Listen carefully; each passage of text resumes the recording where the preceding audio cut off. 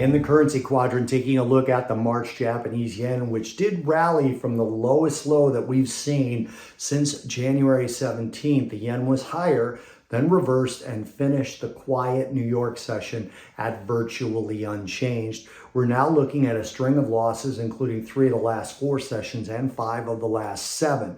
The low today, 63.84 was only down about 9 basis points. The high, though, 64.09 was up 31 basis points, but we did end up finishing the session quietly in the New York session, again, down about 0.02%.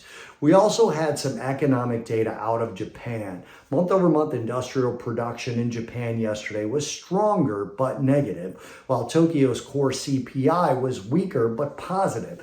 November preliminary month-over-month industrial production, granted it's old data, but it came in at about minus 2.3% in terms of the growth. The expectation was for minus 3.4%, so it came in better than expected, but last month was plus 2.8%. So again, better than expected, but weak.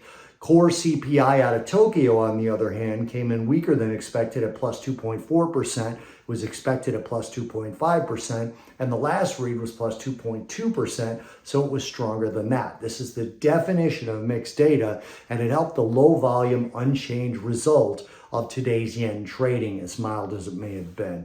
We also had U.S. data, which of course affects all major currencies. The U.S. retail inventory data came in stronger than expected, possibly showing some consumer fatigue. Retail inventories in the U.S. were up 0.6%. Expectations were for up 0.3%. This was November data, and this kept the dollar weak through most of the session and keeping yields mostly unchanged throughout the trading day until late.